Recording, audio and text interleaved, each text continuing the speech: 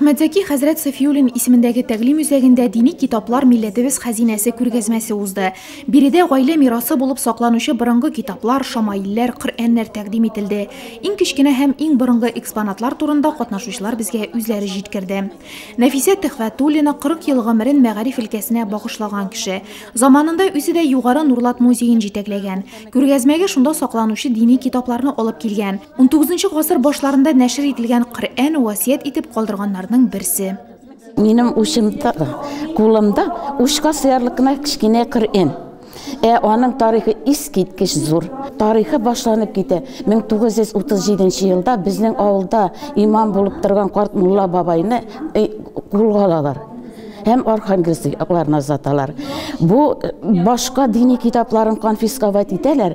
Шушы кичкенә Коръән китабын саклау өчен үзебезнең якын туганы да түгел инде, ләкин аларда эзәрлекләү тендү булмас дип саклау өчен Хаят дигән апага биреп калдыра. Ни өчен бу Коръәнгә аерым игътибар бирә башка китапларын конфисковать иткәннән соң да? Чөнки моны шундыйрак ишетелә, әтисе Димәк, шушы карт мулланың әтисе хаҗга баргач алып кайтып, улына калдырган була. Һәм инде әтисеннән калган шушы васиятне шулай исән саклап калу өчен шушы таныш хатын-кыз Хаят апага биреп калдыра. Әманәт итеп бирә. Мин исән сау кайткач миңа кайтарырсың дип Архангельск якларына китә. Иракка җибәрәләр аны. Ләкин уланда зак булмый, авыру сәбәпле аны кире кайтаралар. Кайтырга чыкканда юлда авырып үлә. Һәм шушы Коръән китабын Хаят апа үзе исән вакытта саклый, үзе үлгәннән соң улы белән килененә сакларга васият итә. Инде улы белән килене дә үлеп киткәннән соң моны саклыйлар аныклары. Һәм 2000 елда шушы Зәйнәп апа белән Солтан абыйның уллары Ильяс аны югары Нурлаттагы мәктәп музеена тапшырды. Хәзер бу Коръән мәктәп музеенда саклана. Әнә шулай кичкенә булса да зур тарихлы Коръән китабы ул. Бу Коръәнне хәзер дә укып була. Язулары чиста сакланган. Тик инде ничек дип әйтәм, күзләр үткән булу кирәк һәм күзлекнең әйбәтрәк булу. Язулары әйбәт сакланган, ачык сакланганнар. Аны әйбәт саклаганнар, таушалдырып йөртмәгәннәр. Димәк, сакларга алган әманәт итеп алучылар бу Коръәнгә югары бәя биреп аны шулай саклаганнар инде үзләрендә. Балаларга мирас итеп калдырган, шигүле тастымалларга салынган, ташлап тартмага куелган күргәзмәдә дини китапларның нинди тарихлысы гына юк. Галия Даутова да бабасыннан калган күргәзмәдәге иң борынгы 1878 елгы фикх китабы иясе. Ул Санкт-Петербург шәһәрендә нәшер ителгән. Она хранится у нас дома.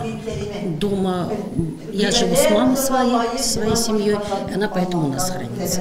Я хотела поделиться, что у нас такая дома есть книга. Просто узнать, что мы как память о деде, про деда, которого не знаю. Вот сейчас, да, действительно, мне захотелось даже узнать, что это за книга. Я надеюсь, что когда-нибудь смогу прочитать эту книгу сама на арабском языке.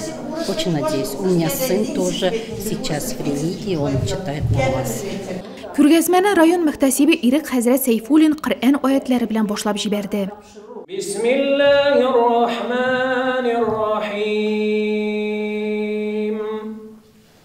قد أفلح المؤمنون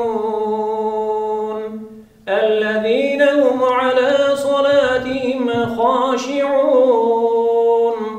Хәзерге вакытта уникаль саналган Коръәннәр турында мәгълүмат җиткерелде.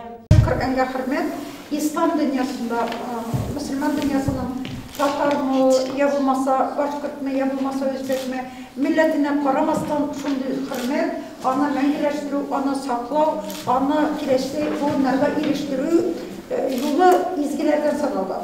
Менә шушындый уникаль Коръәннәрне электән сакланганнар белән бергә хәзер дә иҗат итеп дәвам итә икән. Менә Иранның Мәшһәд шәһәрендә мәсәлән, дөньяда кулдан язылган иң зур Коръәнне әзерлиләр. Менә бу әзерләгәннәр. Ул 2 метр ярымга, 1,75 метрлык Коръән, 600 биттән тора. Аның авырлыгы 350 тонна. Һәм аны менә бу Али Әкбәр Кучани дигән каллиграфия остасы үзе язып чыккан. Һәм менә шушыны yazı için ona әзірлеу için ona 7 yıl vakit gerek olan Bismillahirrahmanirrahim sözün yazılan, süre başında yazılanda da o 114 türdeki kaligrafik usulunu kullangan. Hem bu Indonezya'da eli hazırda şunday unikal Kur'an işlenip tura. Anısı ağaçta çıkıp yazıla. El-Kur'an El-Akbar degan kitapını, Kur'an nüshasını işlev 2002 yılda başlangan. O yazılaş işlengen. Hem o 140 santimetrga 17 santimetr kenglikte 315 ağaç bitten turacak. Panelin kalınlığı 2,5 santimetr hem o 50'şer kilogram bular. Ağırlığı. İki yağına da yazılgananın hem anda kaligraflar, kesüçüler, baltastalar, bitirisiyle cilüçtüler. Hem ana tağın rezervler için tağın şu kadar vakit gerek olur demek. Kur'an kitabın alıp geldim.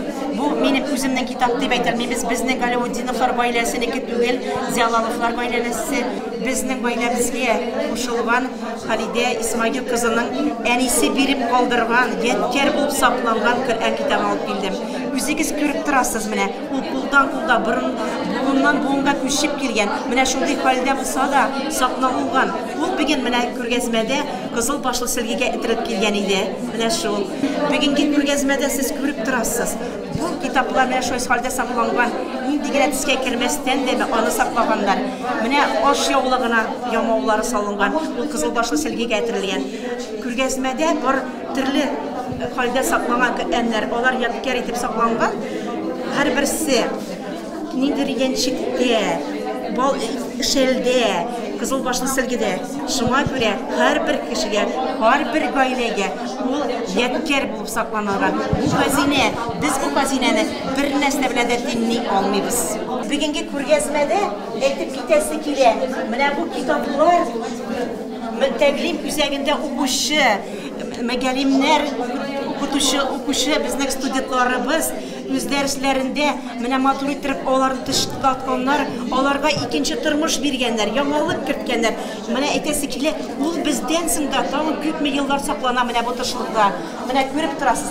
Mana bu tusda kiritganlar.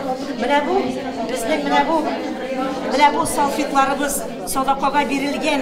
Mana bu qo'ljalıklarimiz salfetlarin ularni mana shulay aytib maturit ishlaganlar. Тумышы белән актаныштан булган Фәйрүзә Якупова күргәзмәдә шамаилләрен тәкъдим итте. Бу шөгыльгә күптән тартылса да, ныклап торып берничә ел элек кенә керешкән. Безнең өйдә күзем төште минем шамаилгә. Ул һәрберегезнең өендә саклана. Актанышта андай бер юк иде. Менә ул миңа ничектер күңелемә ятты да, анда инде Аятел Кирси язылган булып чыкты бит инде хәзер рәсем укытучысы буларак, менә шуңа күзем төште. Һәм инде минем язып карыйсым килде, иң беренчеләрдән булып. Казанга бардым, мастер-класс алдым инде шамаил язу буенча. Моны инде алтын патальдан ясала. Алтын паталь буенча менә моны шамаилне мин мастер-класс алып язырга өйрәндем. И шушы укытучыдан инде әзер трафарет алып, менә шу Аятел Кирсине яздым. Әзер трафарет алып, анары инде үземнең язасым килеп китте. Шулай итеп Бисмиллахиррахманиррахимне үзем яздым. Анары әзер трафарет буенча Ихлас сүрәсен үз кулларым белән язылды. 99 Аллаһның 99 исеме. Менә әле мин аны күптән түгел генә яздым. Күптән түгел генә, бер-ике атна әле инде. Менә ул көтмәгәндә ничектер күңелемә салды. Akşam namazı bilen, yastı namazı mine köptenden bitinde xiyallanıp жүрем, mine bir nişikte vakıtım табылмай nişiktir. Akşam namazı bilen yastı namazı arasında şunday tez yazıldı, mine şu 99 mine vakıtı kelip жеткен. Камы Аръягы һәм Нурлат шәһәре тарихы төбәк музейында да бүгенге көндә дини китапларның уникаль дип әйтерлекләре саклана. Мне хочется сказать про фонды, которые были найдены в Курманаевском медресе. Курманаевское медресе – это наше самое историческое место, это очаг духовного просветительства. Первые медресе появились очень рано, в 17 веке, но потому что, может быть, это было учебное заведение уже очень старое, Его признали как, и в республике признали его как очаг духовного просветительства. В 1911 году старое здание обветшало деревянное, и было построено новое каменное здание медресе, где, конечно, обучали шакирдов разным предметам, но основное это было все-таки изучение Корана. Изучение Корана, всех его частей, объяснений, истории Корана, жизнь пророков, то есть вот разъяснение. Но в 1920 году, после того, как образовался Татарстан, Республика Татарстан, автономная Татарская республика, в общем-то, религиозное преподавание было закрыто в этом медресе, и оно стало светской школой. Но, несмотря на это, таких вот явных протестов против религии тогда не было на нашей территории. Ну, наверное, они все-таки какие-то там столкновения были. И тем не менее, вот это вот религиозное начало этого медресе, оно сохранилось. Удивительно то, что и мечеть, и медресе сохранили вот такие вот старые, практически первого издания, типографического издания Корана.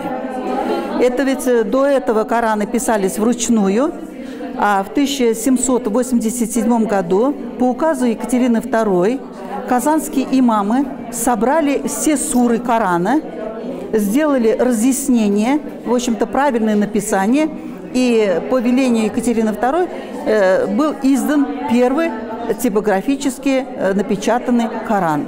Вот с этого времени, поэтому называется, в общем-то, написание казанское письмо, казанская арабская пропись. Но надо сказать, что говорят о том, что Коран – это священная книга. Хочется просто удивиться тому, что вот в таких перипетиях побывал этот Коран. Видимо, произошел пожар, но, несмотря на это, Коран сохранился. Это, наверное, один из раритетных экспонатов наших.